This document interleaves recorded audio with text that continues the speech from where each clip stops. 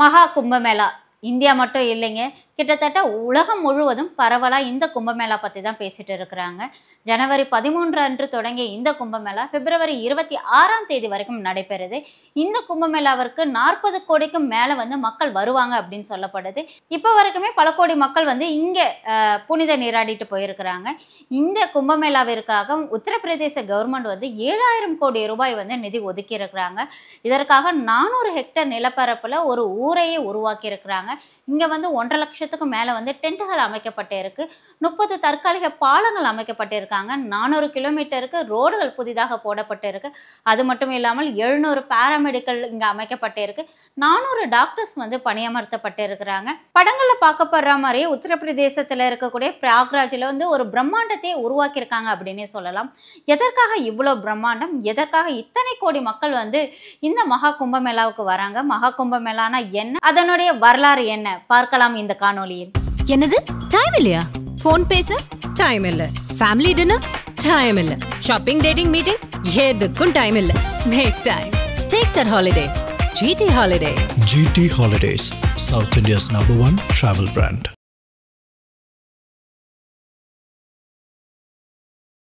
புனித நதியா சொல்லப்படுற கங்கை, யமுனை மற்றும் புராண காலங்களில் சொல்லப்பட்ட தற்போது இருக்கக்கூடிய இடமே தெரியாம மறைஞ்சு போன சரஸ்வதி, இந்த 3 நதிகளும் ஒரு இடத்துல சங்கமிக்குது. அந்த இடத்தை திரிவேணி சங்கமம் அப்படின்னு சொல்றாங்க.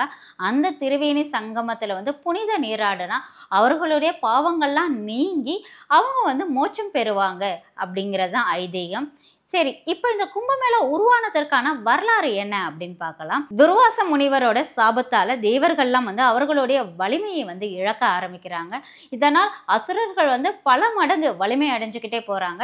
இதற்காக இந்த தேவர்கள் எல்லாம் மகாவிஷ்ணு அவர்களிடம் சென்று முறையிடுறாங்க. மகாவிஷ்ணு அவர்களுடைய ஆலோசனையின்படி இந்த தேவர்கள்லாம் மேருமலையை மத்தாக்கி வாசகி பாம்பை தரியாக்கி ஒரு பக்கம் அசுரர்கள், இன்னொரு பக்கம் தேவர்கள் 2 பேரும் பார்க்கடலை கடையிறாங்க. அப்பொழுது அமிர்த கலசம் கிடைக்குது. இந்த அமிர்தத்தை உண்டா இவங்களுடைய பலம் திரும்ப வந்துடும் அப்படிங்கிறதுக்காக தான் இந்த பார்க்கடலை கடைஞ்சு அந்த அமிர்தத்தை எடுக்கிறாங்க. இப்போ அந்த அமிர்தம் எடுக்கும் பொழுது அதற்கு அசுரர்களும் பங்காற்றுறதுனால எங்களுக்கும் இது வேணும் அப்படின்னு சொல்றாங்க. இந்த அமிர்தத்தை பங்கிடுறதுல தேவர்களுக்கும் அசுரர்களுக்கும் பயங்கர சண்டை நடக்குது. மறுபடியும் மகாவிஷ்ணுவிடம் போய் தேவர்கள்லாம் முறையிறாங்க. மகாவிஷ்ணு அழகான மோகினியா மாறி தேவர்களுக்காக அசுரர்களை ஏமாற்றி அந்த அமிர்த கலசத்தை எடுத்துட்டு வந்துடுறாரு.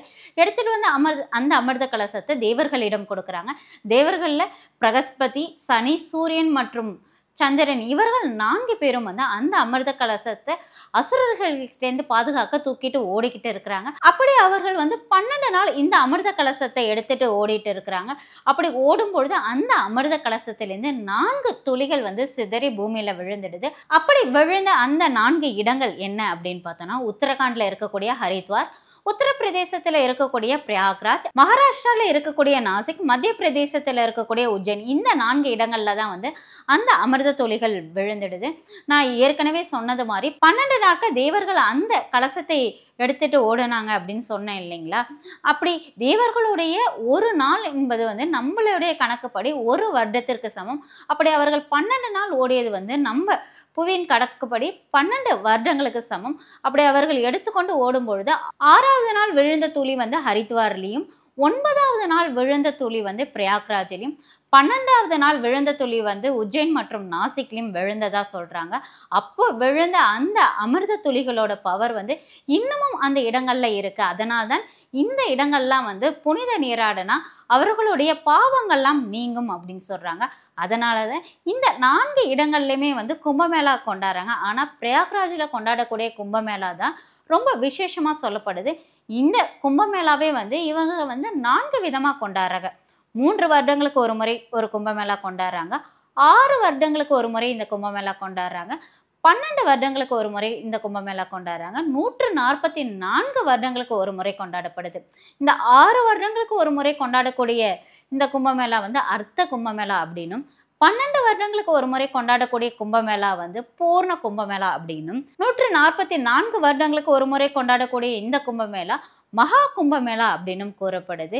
இந்த பூர்ண கும்பமேளா 12 வருடங்களுக்கு ஒரு முறை கொண்டாடக்கூடிய ஒரு கும்பமேளா அப்படின்னு சொன்னேன் இல்லைங்களா?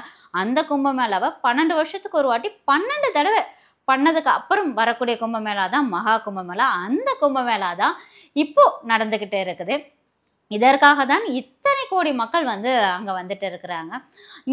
முக்கியமா இந்த மகா கும்பமேளாவுல அவங்க புனித நீராடுனா 88 தலைமுறைகளுக்கு உண்டான சாபங்கள்லாம் நீங்கி விமர்சனம் பெறுவாங்க அப்படிங்கிறது தாங்க ஐதீகம். சரி, இந்த கும்பமேளாக்கு இப்படி ஒரு வரலாறு சொல்லப்படுது. அது மட்டும் இல்லாமல் இன்னொரு வரலாறும் சொல்லப்படுது. என்ன அப்படின்னா, இந்து மதம் வந்து ரொம்ப சிறு சிறு பிரிவுகளாக பிளவுற்று இருந்த பொழுது இந்து மதத்தை எல்லாம் ஒன்றாக சேர்த்து அவர்களெல்லாம் ஒரு இடத்தில் குழுமி கொண்டாடக்கூடிய ஒரு பண்டிகை தான் வந்து இந்த கும்பமேளா இருந்துச்சு அப்படின்னு சொல்லி சொல்கிறாங்க. ஆனாலும் இந்த கும்பமேளா வந்து தற்காலிகமாக உருவாக்கப்பட்டது அப்படின்னு சொல்கிறாங்க. ஆனாலும் இந்த கும்பமேளா வந்து பல 100 வருடங்களாக கொண்டாடப்பட்டு இருந்ததுக்கான ஆதாரங்களும் நிறையா இருக்குது. கிமு 1ஆம் நூற்றாண்டிலிருந்தே கும்பமேளா வந்து கொண்டாடப்பட்டிருக்குன்னு பழைய ரிக் வேதத்தில் கூட சொல்லியிருக்காங்க. ஆனால் பழைய நூட்களில் எல்லாமே வந்து என்னன்னு சொல்லியிருக்காங்கன்னா, இதை மகா கும்பமேளா அப்படின்னு குறிப்பிடாமல் மகா மேளா அப்படிங்கிற பேரில் புனித நீராடி இருக்காங்க அப்படின்னு தான் சொல்லப்படுறாங்க. ஆனால் கிபி 17ஆம் நூற்றாண்டுக்கு அப்புறமா தான் இந்த கும்பமேளா, மகா கும்பமேளா இப்படிங்கிற வார்த்தைகள்லாம் வந்து இடம்பெற்றிருக்கு. ஆனால் பேர் வேறு வேறையாக இருந்தாலும் இந்த புனித நீராடலை தான் அவங்க வந்து எல்லா புத்தகத்திலையும் வந்து குறிப்பிட்டிருக்காங்க. அக்பருடைய வாழ்க்கை வரலாறு சொல்லக்கூடிய புத்தகமும் அசோக் பில்லரில் கூட இந்த கும்பமேளா பற்றி குறிப்புகள் இருக்குது. அதனால் இது தற்காலிகமாக உருவாக்கப்பட்டதில்லை, பல 100 வருடங்களாக வந்து இந்த கும்பமேளா கொண்டாடிட்டு வராங்க அப்படின்னு சொல்லப்படுறாங்க. சரி, இப்போ கும்பமேளா பற்றி நம்ம மோஸ்ட்டாக பார்த்துட்டோம். ஆனால் எதற்காக கவர்மெண்ட் வந்து இவ்வளோ காசு செலவு பண்ணி இந்த கும்பமேளாவை நடத்துது? நிறைய தொழில் நிறுவனங்கள், அதானி அம்பானி போன்ற தொழில் நிறுவனங்கள்லாம் வந்து ஸ்பான்சர் பண்ணி ஃபுட்டுலாம் அங்கே வரவங்களுக்கு கொடுக்குறாங்க.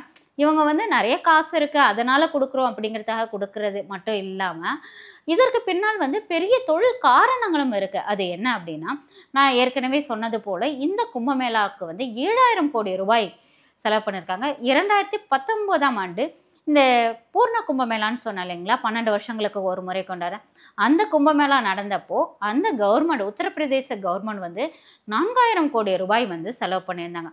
ஆனால் இந்த கும்பமேளாவின் மூலயமா அந்த கவர்மெண்ட்டுக்கு வந்த வருவாய் மட்டும் 1,20,000 கோடி ரூபாய் வந்திருக்கு.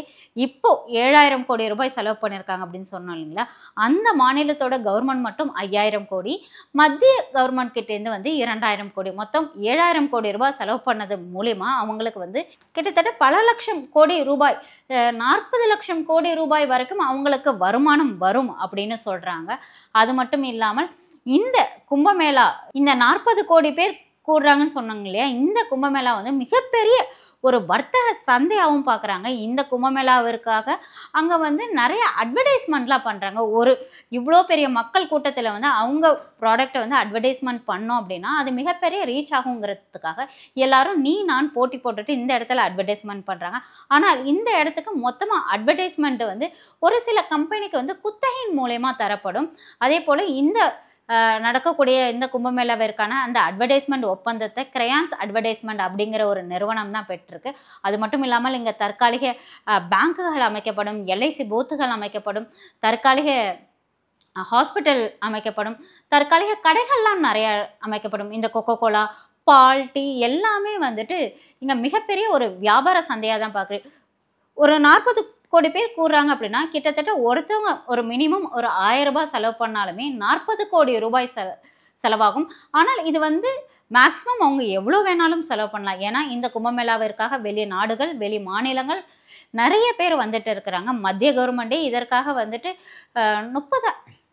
3000 சிறப்பு ரயில்கள் விட்டிருக்கிறாங்க, நிறைய சிறப்பு விமானங்கள் கூட விட்டிருக்கிறாங்க.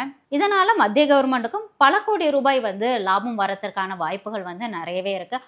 அங்கே இந்த டெய்லி ஒர்க்கர்ஸ் இருக்காங்க இல்லையா, ஒரு இட்லி கடை போடுறவங்க, ஆட்டோ ஓட்டுறவங்க, இவங்களுக்கும் வந்து இது மிகப்பெரிய லாபம் தரக்கூடிய ஒரு விஷயமாக தான் பார்க்குறாங்க. ஏன்னா அவங்க ஒரு மாதம் ஃபுல்லாக சம்பாதிக்க வேண்டிய ஒரு தொகையை வந்து இங்கே ஒரு நாளே வந்து அவங்களால சம்பாரிச்சிட முடியுது. எது எப்படி இதில் வந்து வர்த்தக காரணம் இருக்கலாம், இல்லை புராண காரணம், என்ன காரணமாக இருந்தாலும் இத்தனை கோடி மக்கள் ஒன்றா ஒருமிச்சு ஒரு இடத்துல கூடுறதை பார்க்குறதே வந்து ரொம்ப பெரிய சந்தோஷம் தாங்க.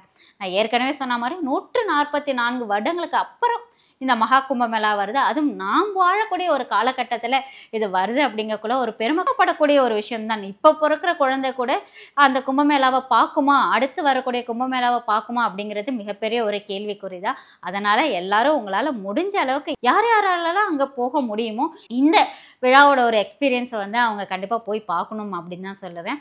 அது மட்டும் இல்லாமல் இந்த கும்பமேளா அப்படின்னு சொன்னதுமே இதில் இன்னொருத்தவங்க வந்து மிக முக்கிய பங்கு வகிக்கிறாங்க. அவங்க தான் நாகசாதுக்கள். இந்த நாகசாதுக்கள்ங்கிறவங்க வந்து உலகத்தில் இருக்கிற அனைத்தையும் துறந்தவர்கள். இவர்கள் வந்து அகோரிகள் போல இல்லை, இவர்கள் ஒரு தனிப்பிரிவு. இவர்கள் வந்து உலகத்தில் இருக்கக்கூடிய அத்தனை பற்றுகளையும் வந்து துறந்தவங்க. ஆடையும் கூட இவர்கள் வந்து ஆடை அணியாமல் உடல் முழுவதும் விபூதி பூசிக்கொண்டு இருப்பாங்க. இந்த கும்பமேளாவில் நிறைய பெண் நாகசாதுக்களையும் பார்க்க முடிஞ்சிச்சு. இந்த நாகசாதுக்கள் பற்றி உங்களுக்கு இன்னும் நிறைய விஷயம் தெரிஞ்சுக்கணும்னா கமெண்டில் டைப் பண்ணுங்கள். நான் நாகசாதுக்களை பற்றி தனியாக ஒரு வீடியோவே பதிவு பண்ணுறேன். அதுவரை உங்களிடமிருந்து விடைபெறுவது நான் கவிபாரதி.